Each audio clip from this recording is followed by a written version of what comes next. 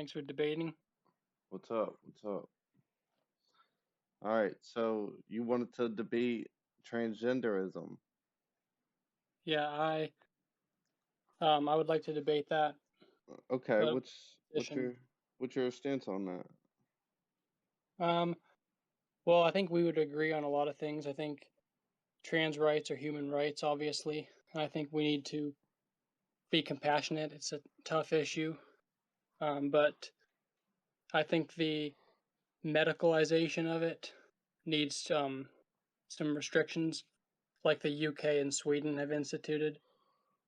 So what do you mean specifically? So what did they uh put into effect? I'm not really familiar with like EU policy. They they basically banned puberty blockers under 18 and hormones. So are you like concerned with like minors becoming like transgenders? Well, I'm not concerned with it. I think the UK commissioned a report called the Cass report, and they found that there wasn't enough evidence to warrant medicalizing at this moment. So I think that if people want to do that when they're 18, I'm a liberal, so I believe in individualism and individual rights, life, liberty, and the pursuit of happiness. So if that's their choice, I think they should do that. But I think when you're under 18, we have a responsibility to restrict that until there's stronger evidence for it.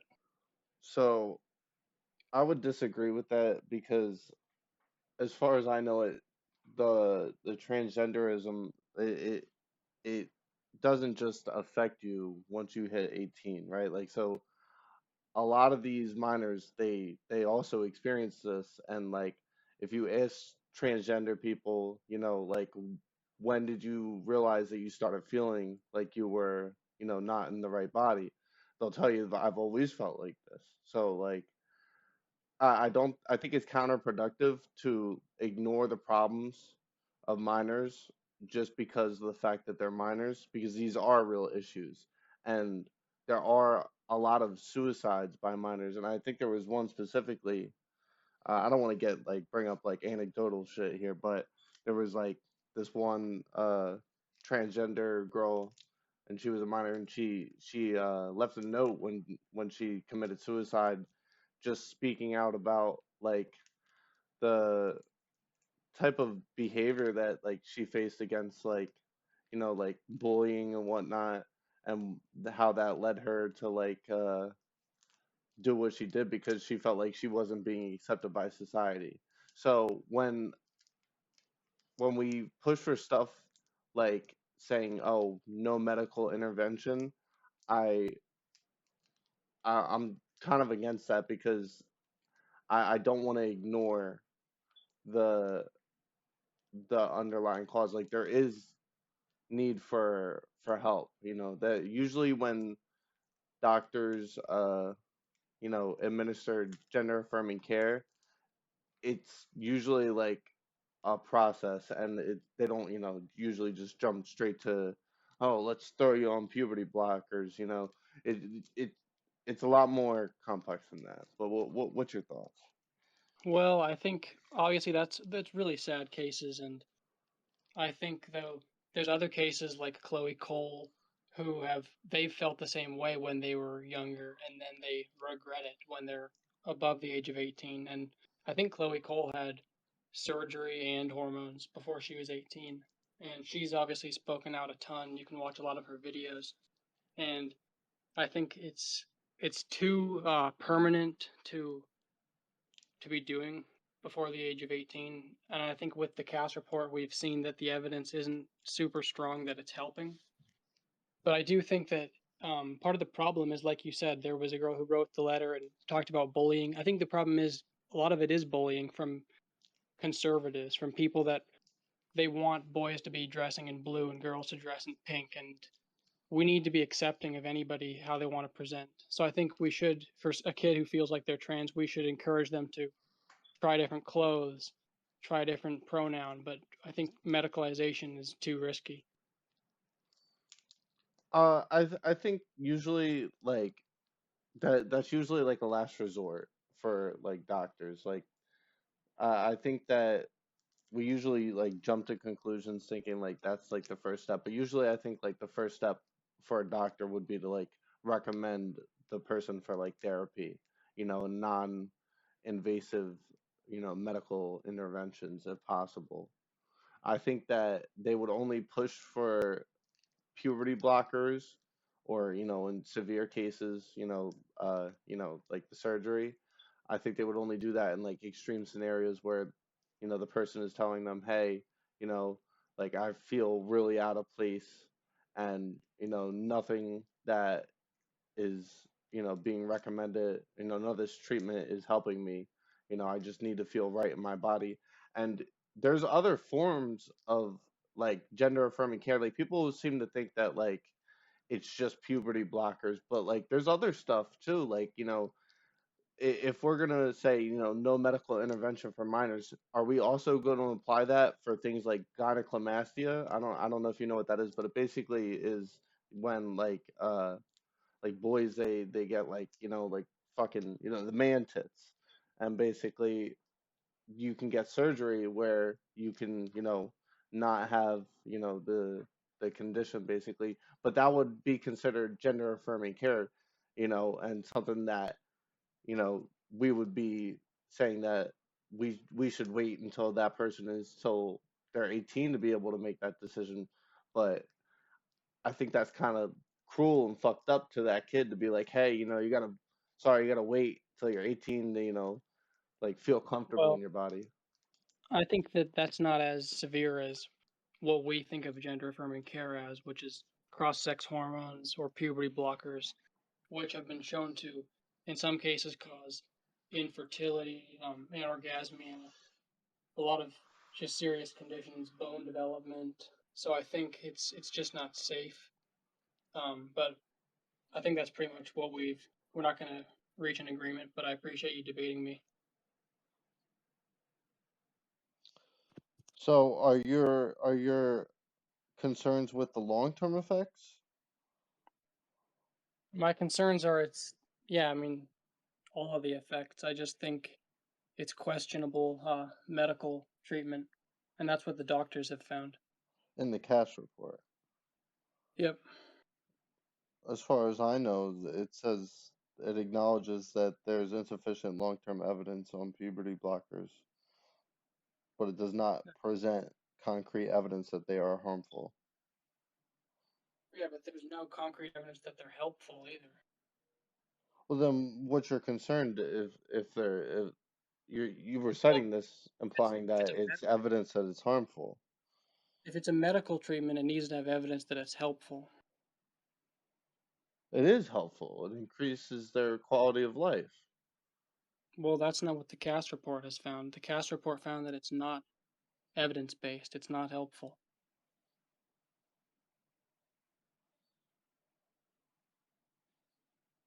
and it can potentially be harmful. So I think we should hold off on it while it's studied more. I think the CAS report allows for clinical trials, which is a good thing, Well, I so we think can that learn more. there is this is like new stuff, and I think that there needs to be more research into this. What would you say to that? I don't think Well, that. that is the research. The CAS report is saying, let's research this, but until we have actual evidence, we shouldn't be giving this out.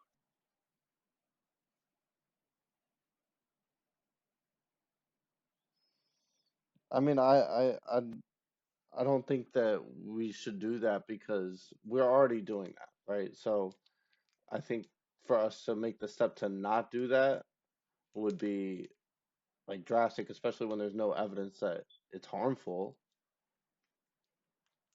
Well, there's no evidence really one way or the other because most of the studies are just surveys, self-reported surveys.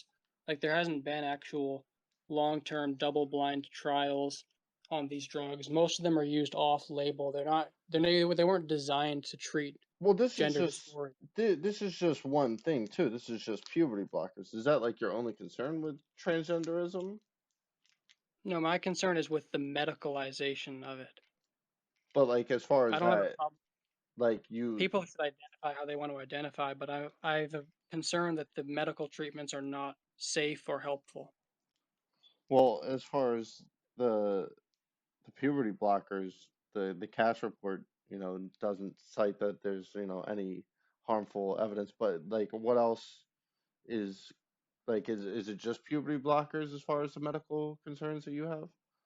Well, it's the whole medical pathway, which includes blockers, cross-sex hormones, and surgeries. Okay, but like these are like last resorts. Well, I mean, These aren't I like think they shouldn't be an option until there's actual evidence. I mean, I think it should be an option if you're 18 and you want to do it. That's your right as an individual. well, you don't think that like why are you concerned with like restricting care? Because like if the parents are like concerned with their child and they're like, hey, I want to get this care for my kid, why are you like, nah, I don't think you should be allowed to do that?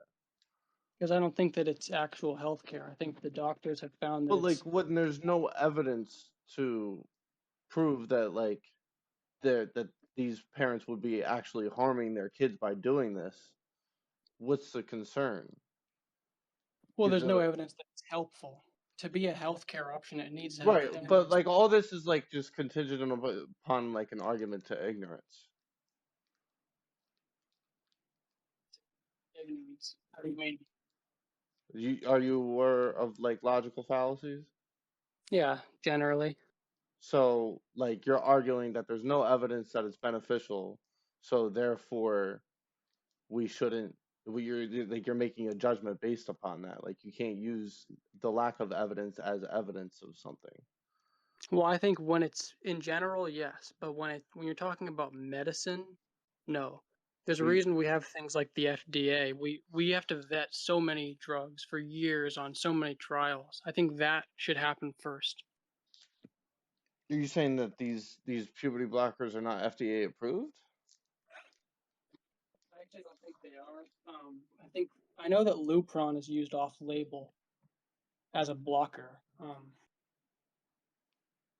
Yeah,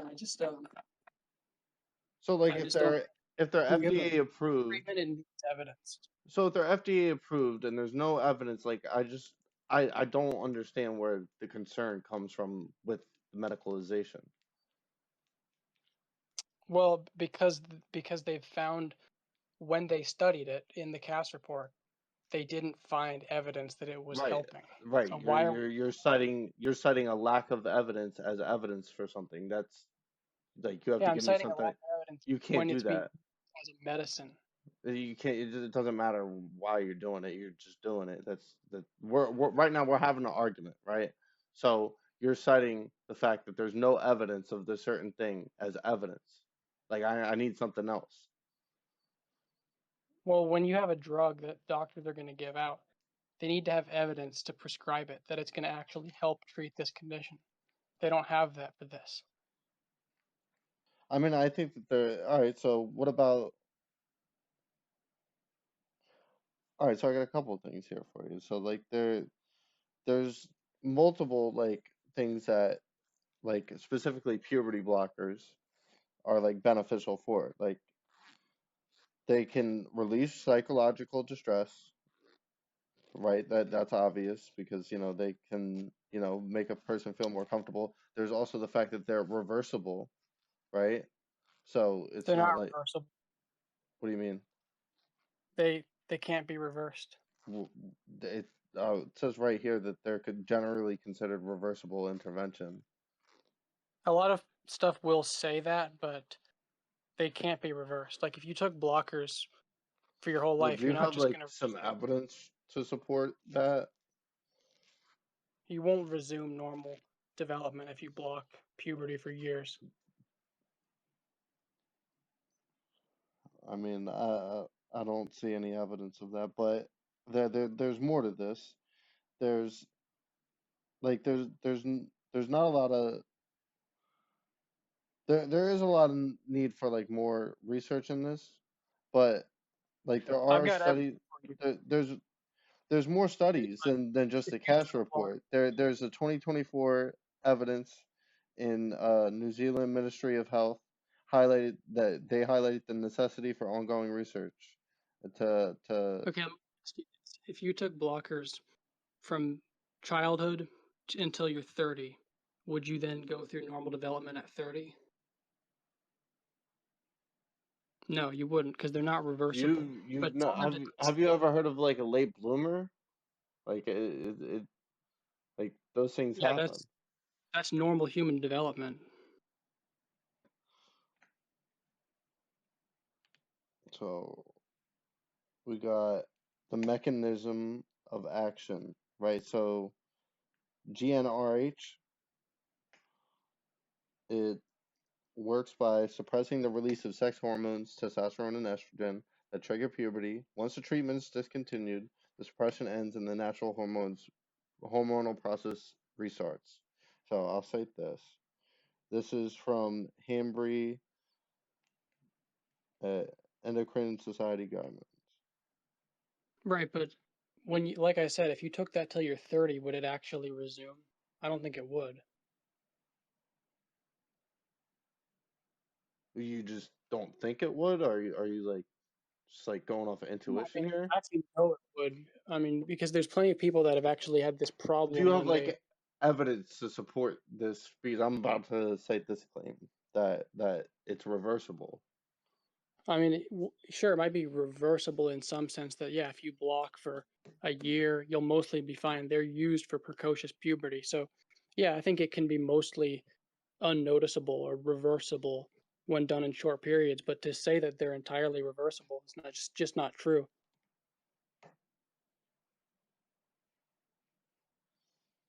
Well, I think if we're gonna talk about the long term effects, like we don't, there's not enough studies on that.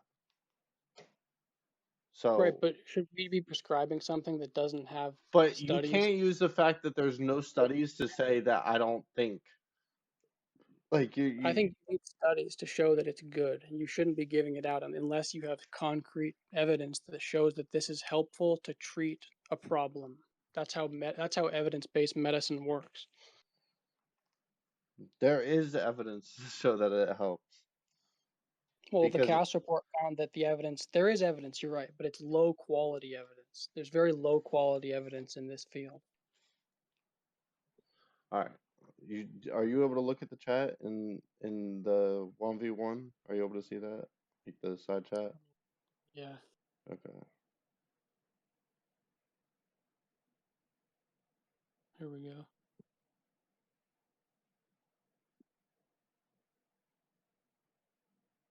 So that's a Okay. just to summarize it, it's a systematic review that found consistent evidence showing that puberty blockers effectively suppress puberty and significantly improve psychological outcomes, reducing suicidal thoughts and actions in transgender adolescents. And Hmm. then here, I got another one about gender affirming care improving mental health in transgender youth.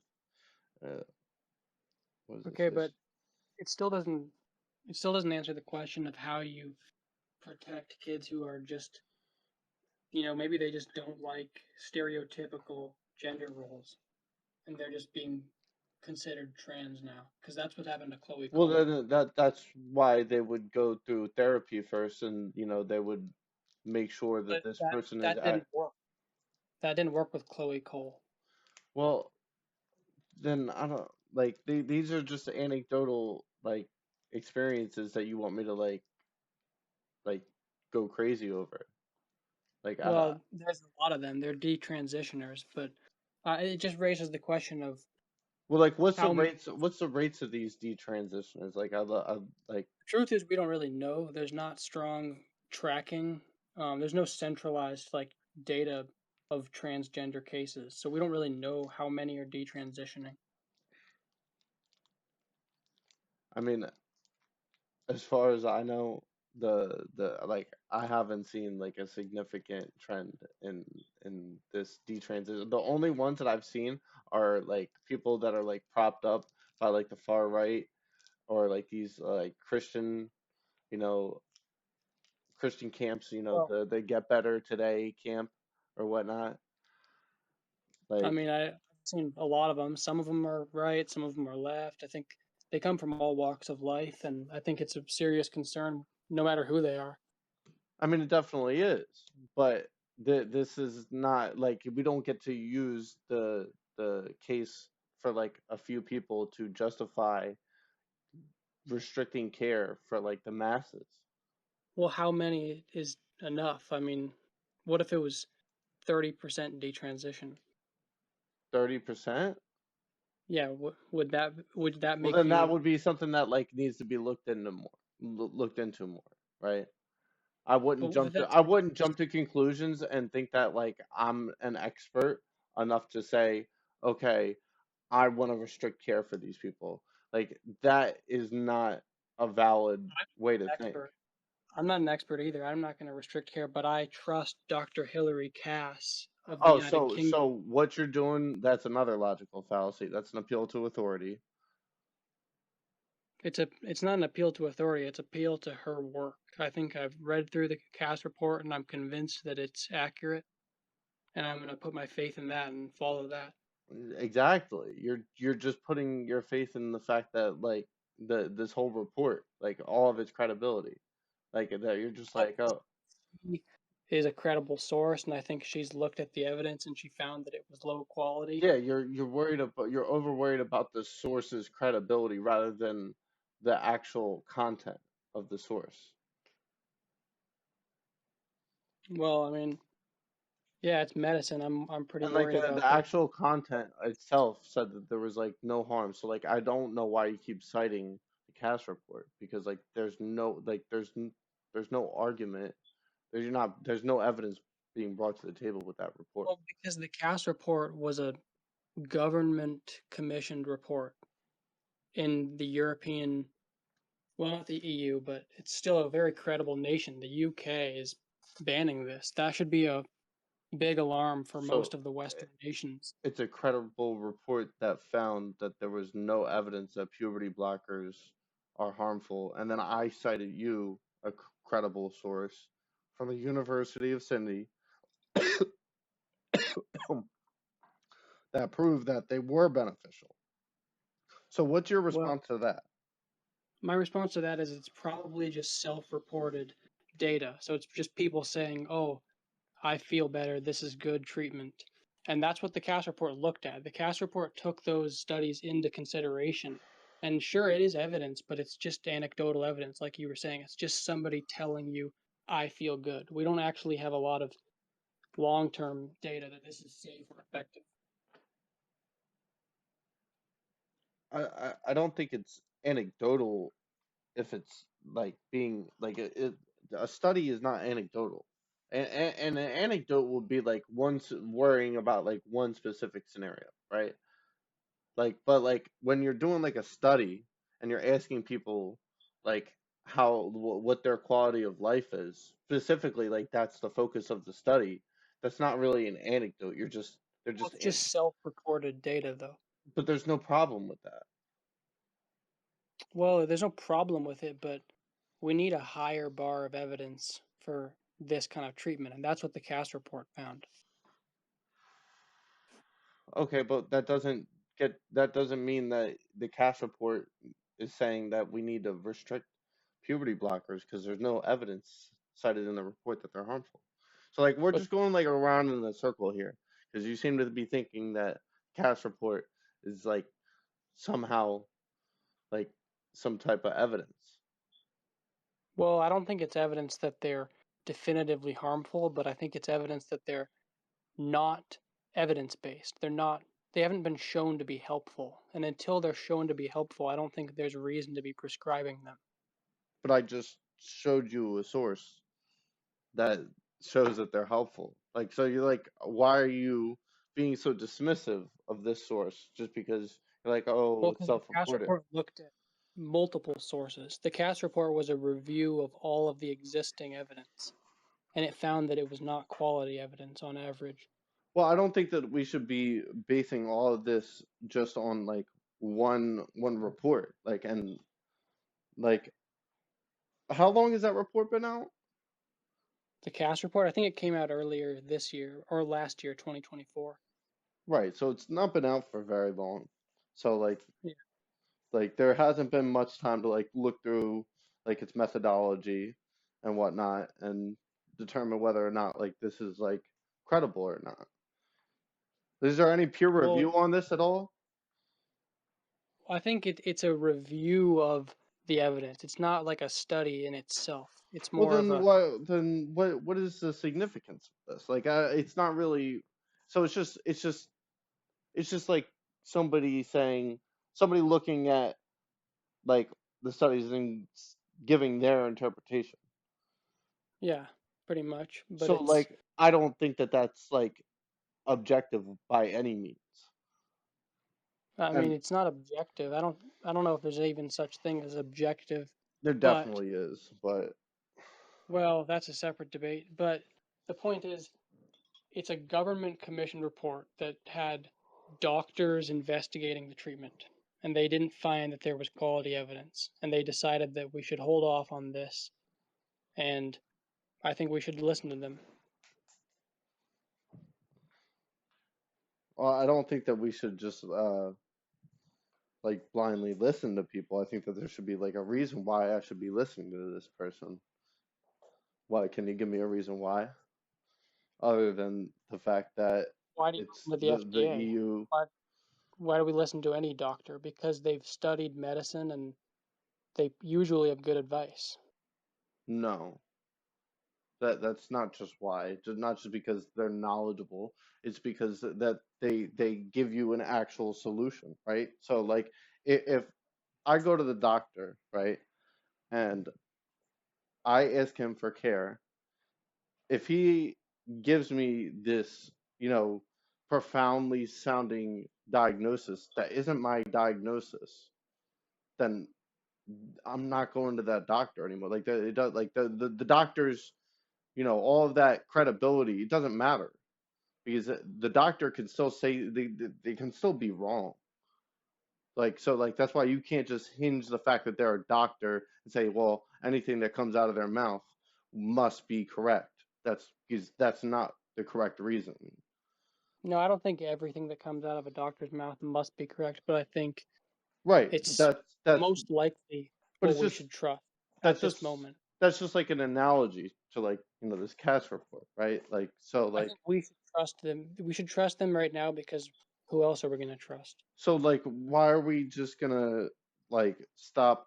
Like we've been doing this, and all of a sudden this cast report comes out that doesn't show any sort of like evidence that they're harmful, but because of the fact that it doesn't say that they're beneficial, you want to start restricting puberty blockers before we get any type of more evidence that these are harmful. Like I don't see how 1 + 1 = 2 there. Yeah, I mean, I think we're not going to reach an agreement, but I appreciate you debating me, and Of yeah, course. good luck in future debates. Of course. Thanks for the debate. Yes.